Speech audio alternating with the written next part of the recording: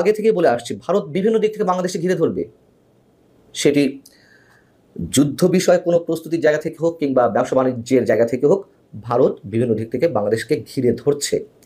আপনারা নিশ্চয়ই এর মধ্যে শুনেছেন ভারতের উত্তর পূর্বাঞ্চলীয় যে 7 রাজ্য, ভারতের জন্য খুবই স্পর্শকাতর যে এলাকা, সেটিকে সুরক্ষার জন্য ভারত ধীরে ধীরে অনেক দূর এগিয়ে এসে রাফাল যুদ্ধ বিমান সেখানে মোতায়েন করেছে। একই সঙ্গে রাশিয়ার তৈরি S-400 বিমানও তারা সেখানে মোতায়েন করেছে। আরও অনেক ধরনের প্রস্তুতি রয়েছে। চিকেন নেক্সে বাংলাদেশ, নেপাল, ভুটান এবং চীনের সংযোগস্থলেই তো চিকেন নেক্স, এবং এই চিকেন নেক্স নিয়ে তো নানান ধরনের কথাবার্তা গত 10 মাস ধরে হচ্ছে। ভারত পাকিস্তানের মধ্যে যে প্রাথমিক যুদ্ধটা আমরা দেখলাম, সেটির আপাত অবসানের পর ভারত এখন তার পূর্ণ দৃষ্টি নিবদ্ধ করেছে চিকেন নেক্সের দিকে। এর অনেকগুলো কারণ আছে, শুধুমাত্র যে বাংলাদেশই একমাত্র কারণ তা নয়। তবে যে কারণেই হোক, বিপদের মুখে সবচেয়ে বেশি পড়ার সম্ভাবনা বাংলাদেশের। যে কারণগুলোর মধ্যে রয়েছে তার মধ্যে একটি হচ্ছে ভারত ভুটান সীমান্তের কাছাকাছি চীনের যে সাম্প্রতিক মহড়া, সেটি একটি কারণ। দ্বিতীয় কারণ হচ্ছে 5 আগস্টের পর দ্রুত যে রাজনৈতিক পরিবর্তন বাংলাদেশের ক্ষেত্রে। একই সঙ্গে চীন এবং পাকিস্তানের সাথে বর্তমান অন্তর্বর্তী সরকারের যে একটি বিশাল উষ্ণ সম্পর্ক, উত্তরোত্তর এই সম্পর্ক আরও ঘনীভূত হচ্ছে ভারতকে বৃদ্ধাঙ্গুলি পরিদর্শনের নামে, সেটি একটি বিষয়। এবং পাকিস্তানের সামরিক গোয়েন্দা সংস্থা ISI এর একটি প্রতিনিধি দল অতি সম্প্রতি বাংলাদেশ সফর করে গেছে এবং সন্ত্রাস বিরোধী সহযোগিতা নিয়ে ঢাকার সঙ্গে একটি আলোচনা হয়েছে। এটি ভারতের বিভিন্ন গণমাধ্যম এইভাবে উল্লেখ করছে এবং এই বিষয়টি নিঃসন্দেহে তাদের জন্য উদ্বেগের। এর সাথে রয়েছে ভারতের উত্তর পূর্বাঞ্চলীয় যে 7 রাজ্য, সেই 7 রাজ্যকে কেন্দ্র করে, 7 সিস্টার্সকে কেন্দ্র করে আমাদের সরকার প্রধান ডক্টর মোহাম্মদ ইউনূসের যে সাম্প্রতিক একের পর এক মন্তব্য, চীনে গিয়ে চীনের প্রেসিডেন্টের কাছে এই বিষয়টিকে কেন্দ্র করে নানান ধরনের মন্তব্য। বাংলাদেশে কদিন আগে চট্টগ্রামে একটি অনুষ্ঠানে তিনি আবারও সে একই মন্তব্য করেছেন। এর বাইরে তার উপদেষ্টা পরিষদের বিভিন্ন সদস্য এবং জাতীয় নাগরিক কমিটি সহ জামায়াতের কোনো নেতা বা কথিত ইসলামী জঙ্গি গোষ্ঠী, আমরা না বললেও মৌলবাদী গোষ্ঠীর যে শীর্ষ নেতারা একের পর এক মন্তব্য করছেন, সেটাকে কেন্দ্র করে নিশ্চয়ই ভারত চুপচাপ বসে থাকতে চায় না। তারা তাদের প্রস্তুতি ঠিকই নিয়ে রেখেছে।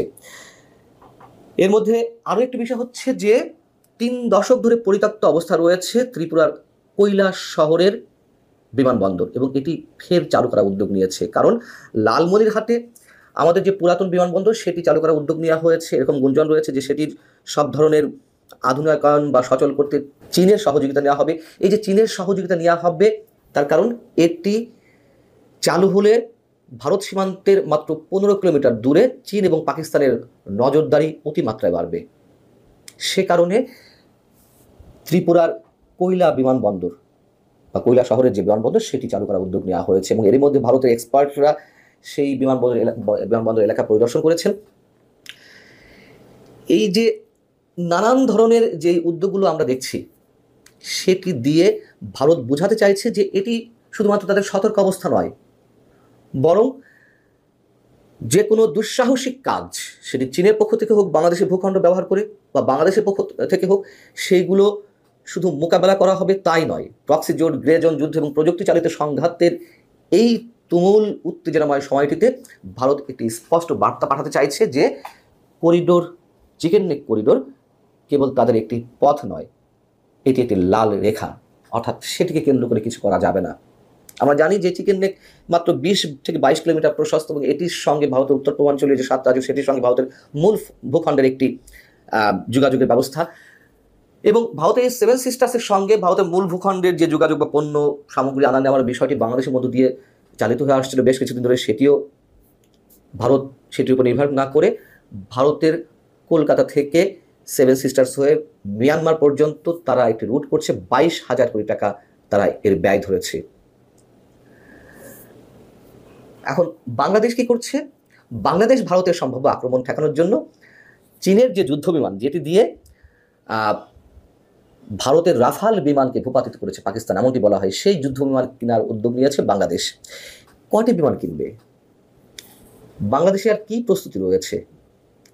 দেখুন, ভারতের প্রতি একের পর এক হুমকি বর্তমান অন্তর্বর্তী সরকারের খোদ নির্বাহী প্রধান উপদেষ্টা ডক্টর মোহাম্মদ ইউনূসের পক্ষ থেকে যে একের পর এক নানান ধরনের উত্তেজনাকর বক্তব্য, যুদ্ধের জন্য প্রস্তুত থাকতে হবে, আমাদের যুদ্ধ করতে হবে, যুদ্ধের জন্য প্রস্তুতি এমন অবস্থা নিতে হবে যাতে আমরা না হারি, এবং অন্যান্য বক্তব্য তো রয়েছে এর সঙ্গে। আমাদের কথা হচ্ছে ভারতের সঙ্গে আমরা কতটুকু পারবো কি পারবো না, সেটা তো অনেক বড় বিষয়। এবং বাস্তবতা দেখে তাকালে বাংলাদেশের ভূখণ্ডের চীন থেকে উড়ে এসে, পাকিস্তান থেকে উড়ে এসে কতটুকু ভারতকে মোকাবেলা করা হবে, আমাদের বাস্তবতাগুলো স্বীকার করতে হবে। আমি বলছি না ভারত এখনই আক্রমণ করছে বা বাংলাদেশকে আক্রমণ করতে হবে, কিন্তু কেন আমরা এই ধরনের উত্তেজনাকর বক্তব্য ছড়িয়ে আমরা নিজেদের বিপদ নিজেরা রেখে নিয়ে আসবো? এখানে মানে বলতে সমস্যা নেই, নাক টিপলে দুধ বেরোয়, এমন এমন কোনো নতুন উদীয়মান নেতারা তারা নরেন্দ্র মোদীকে টেনে হিঁচড়ে নামাতে চায়। এইসব বালখিল্য বক্তব্যের কি মানে থাকতে পারে? এবং কোনো সাবেক জেনারেল তিনি তো হুমকি দিয়ে দিচ্ছেন আমরা সেভেন সিস্টার্স দখলে এখনই আমাদের সময়। এগুলো শুধু হঠকারী নয়, হাস্যকর। কিন্তু এই হাস্যকর বক্তব্যগুলোই মানুষ মানে বাংলাদেশের জন্য এখন ঘোরতর বিপদ ডেকে নিয়ে আসছে। আমরা কতটুকু পারবো না পারবো নিশ্চয়ই তার বাস্তবতার জায়গা থেকে আমাদেরকে বিশ্লেষণ করতে হবে। সবকিছুর বাইরে মূল কথা হচ্ছে যুদ্ধ বিলাসিতা আমাদের জন্য নয়। ভারত বর্তমান অন্তর্বর্তী সরকারকে কোনোভাবেই সমর্থন দিবে না, কোনোভাবেই কোনো ধরনের সমঝোতা পৌঁছাবে না, এরকম নানান ধরনের ইঙ্গিত তারা এর মধ্যে দিয়ে রেখেছে। যদি বলি ভারত উস্কানি ছড়াচ্ছে, ভারত নানান ধরনের বক্তব্য, আক্রমণাত্মক বক্তব্য এর আগে থেকে দিয়ে আসছে, হ্যাঁ দিয়ে আসছে। রাজনাথ সিং আরও 6-7 মাস আগে বলেছেন যে আমাদেরকে ইউক্রেনের মতন বা অন্যান্য অঞ্চলের মতো যুদ্ধের প্রস্তুতি রাখতে হবে, বাংলাদেশকে ইঙ্গিত করে বলেছেন, তার প্রতিবাদ আমরা করেছি। কিন্তু তার মানে এই না যে আমরা ঠিক সেই আক্রমণাত্মক বক্তব্যের 10 গুণ পাল্টা জবাব দেবো। এসব কথাযুদ্ধ বাকযুদ্ধ করে কোনো লাভ নেই, বরং উত্তেজনার মাত্রা বৃদ্ধি করা হয়েছে অনেক বেশি। অপ্রিয় সত্য কথা উচ্চারণ করতে চাই না, আমাদেরকে বাস্তবতার নিরিখে বিবেচনা করা উচিত।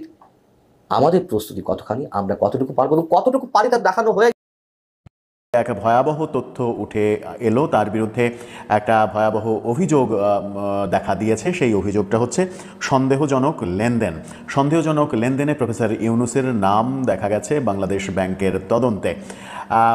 ব্যাপারটা খুবই ভয়াবহ, ব্যাপারটা খুবই গুরুত্বপূর্ণ। প্রধান উপদেষ্টার নামে যখন এরকম অভিযোগ দেখা যাচ্ছে, তখন বাংলাদেশ ব্যাংকের ঊর্ধ্বতন কর্মকর্তারা মুখে কুলুপ এঁটেছেন। বিডি নিউজ 24 এই খবরটা নিশ্চিত করছে।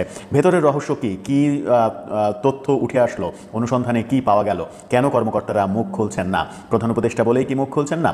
সন্দেহজনক লেনদেনের নাম এলে Bangladesh financial intelligence unit BFIU যে কারো হিসাব, এমনকি রাষ্ট্রপ্রধানেরও তাদের প্রতিবেদন থেকে বাদ দেয় না বলে দাবি করেছেন এই সংস্থাটির প্রধান।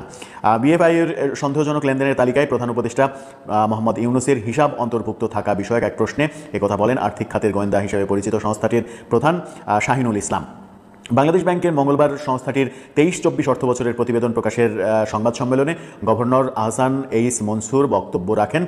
তখন একজন প্রতিবেদক তাকে প্রশ্ন করেন যে আপনারা প্রায় 17,345টি সন্দেহজনক লেনদেন শনাক্ত করেছেন, এখানে আর্থিক অঙ্কটা কত হতে পারে? সেই উত্তরও দেয়া হয়নি। তখন প্রশ্ন করা হয়, আমরা 2023-24 অর্থবছরের প্রতিবেদন দিয়েছেন, আমরা তখন শুনেছি অর্থ পাচারের সঙ্গে বর্তমান প্রধান উপদেষ্টা জড়িত। ওই সময়কার সরকার এগুলো নিয়ে বারবার কথা বলতো, অর্থাৎ আওয়ামী লীগের আমলে এই ব্যাপারটা নিয়ে বারবার কথা বলা হতো, আলোচনা করা হতো। তখন আওয়ামী লীগ মিথ্যা বলছে, ডক্টর ইউনূসের বিরুদ্ধে ষড়যন্ত্র করছে, এরকম ব্যাপারই প্রচার করার চেষ্টা করা হতো। ডক্টর ইউনূসের পক্ষের মানুষগুলো তেমনটাই বলতেন, কিন্তু আওয়ামী লীগ বলতো যে এই পাচারের সঙ্গে ডক্টর ইউনূস জড়িত, অর্থ পাচারের অভিযোগ। তাই এই সন্দেহজনক লেনদেনের মধ্যে প্রধান উপদেষ্টার হিসাবটাও অন্তর্ভুক্ত রয়েছে কিনা এখন এই সরকারের আমলে, আপনারা কি বলবেন? সংবাদ সম্মেলনে গভর্নরের পাশে বসে থাকা শাহিনুল এই প্রশ্নের জবাব দেন। তিনি বলেন, আমরা প্রতিবেদন গত বছরের করেছি, অর্থাৎ 23-24 অর্থ বছরের, তখন তো তিনি প্রধান উপদেষ্টা ছিলেন না। হ্যাঁ, উত্তরটা বেশ মজার। প্রতিবেদনটা যখনকার, যে প্রতিবেদনে তার নাম এসেছে, তখন তো তিনি প্রধান উপদেষ্টা ছিলেন না, তখন প্রফেসর ইউনূস ছিলেন শুধু। এটা যদি আমাদের নিয়মের মধ্যে থাকে যে রাষ্ট্রপ্রধানকে নিয়েও আমরা করব, এটা তো যাবে না, এ কথা তো নাই কোথাও। এমনটা বলেছেন তিনি। বলেছেন এটা তো আছে, যে কাউকেই অন্তর্ভুক্ত করে প্রতিবেদন করব। প্রধান উপদেষ্টার কথাটা আমি মনে করি এখানে আপাতত না বললেই চলে। অর্থাৎ প্রধান উপদেষ্টা ব্যাপারে তিনি কথা বলতে চান না, ব্যাপারটা এড়িয়ে যেতে চান, এমনটা বলা হয়েছে। এরপর BFIU প্রধান এ বিষয়ে আর কিছুই বলেননি। তিনি ওই প্রতিবেদকের শনাক্ত হওয়া সন্দেহজনক লেনদেনের মোট যে আর্থিক অঙ্ক, সেটাও বলেননি। অর্থাৎ এই প্রতিবেদনে ব্যাপারটা এসেছে এবং এই ব্যাপারটা খুবই গুরুত্বপূর্ণ মারাত্মক ব্যাপার। গোয়েন্দা সংস্থার প্রধান তিনি বলছেন যে যখনকার এই প্রতিবেদন 2023-24 অর্থ বছরের অর্থাৎ সর্বশেষ প্রতিবেদনে এই বছরে এসে যেটা প্রকাশ পেল, সেই সময় প্রফেসর ইউনূস তো প্রধান উপদেষ্টা ছিলেন না। সুতরাং তখনকার বিষয় এখন এই মুহূর্তে যেহেতু প্রধান উপদেষ্টা তিনি, এই ব্যাপারে আর কথা না বাড়ানোই। অন্তর্বর্তী সরকার গত 10 মাসেও জাতীয় নির্বাচনের সুস্পষ্ট তারিখ ঘোষণা না করায় রাজনীতিতে এক ধরনের অনিশ্চয়তা সৃষ্টি হয়েছে বলে মন্তব্য করেছেন বিএনপির ভারপ্রাপ্ত চেয়ারম্যান তারেক রহমান। তার মতে প্রয়োজনীয় সংস্কার শেষে ডিসেম্বরের আগেও নির্বাচন করা সম্ভব। দর্শক, এ নিয়ে আপনার গুরুত্বপূর্ণ মন্তব্যটি অবশ্যই কমেন্ট বক্সে